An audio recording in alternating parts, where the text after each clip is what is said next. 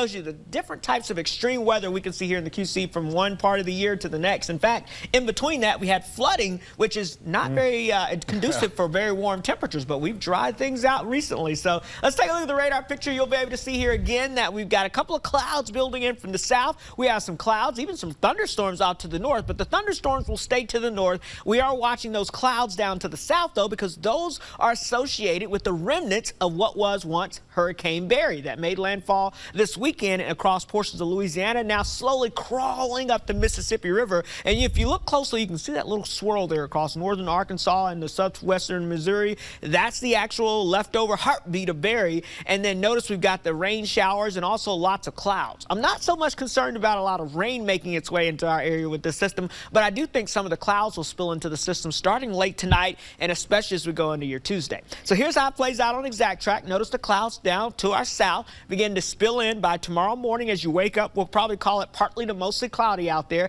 and we'll see those clouds off and on throughout the day. There will be some peaks of sunshine as well, so it won't be completely cloudy, but do expect more clouds and sunshine tomorrow. And yes, notice couple of spots of green showing up, primarily for our friends in Illinois, as this system kind of makes a right turn off to the north and east as you go throughout your Tuesday. Once we get that system out of here, yeah, we'll clear those skies out by the middle of the work week, and it's downright hot, it's downright humid, and here comes the heat wave. In fact, that heat dome will expand from southwest to northeast across not just our area, but for a large portion of the Midwest and the central parts of the country, and we're talking high temperatures shooting up into the mid to upper 90s across the area, but you've got to factor that in with the oppressive humidity that will return as we get towards Wednesday, Thursday, and Friday. So you put the two together and check out the heat index forecast, folks, as we get towards the middle and end of the week. We're talking heat indices up to about 105 by Wednesday and Thursday, 106 by Friday, and we could be as high as 108 to 110 by Saturday. So get ready. This is some dangerous heat. In fact, so dangerous,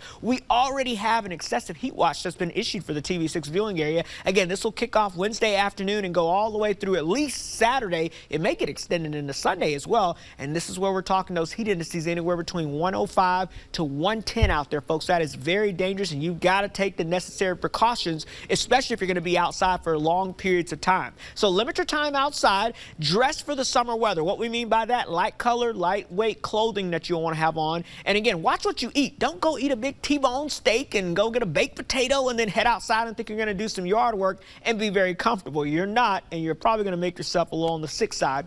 And also make sure you stay hydrated, drinking plenty of water. That's hydrate yourself before you head outside. If you're outside and you're already thirsty, it's too late. You're already suffering from dehydration. You'll want to make sure you do that early on. And of course, air conditioner is your friend. If you can stay in the inside where some AC is, go to the library, go to a museum, find some free AC. That's always a good bet. Now, with this heat, of course, we want to make sure that we remind you to remember to always look before you lock. Folks, we can't say this enough here.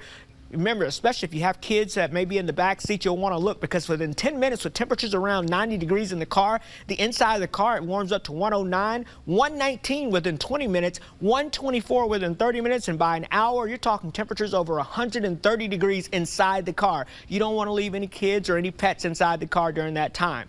Also, with the high sun angle at this time, the UV index could be in that 8 range. That means that if you don't have that SPF 15 on and lathering up again before you head out there, you could burn in less than 15 minutes, and you don't want to do that because that causes quite a few issues, especially if you're going to be outside. So your 7-day forecast, again, a few showers may be possible for your Tuesday, otherwise some clouds. We may hold temperatures below 90, and then after that, it's all about the heat and humidity. Highs close to 100 degrees with heat indices 105 to 110.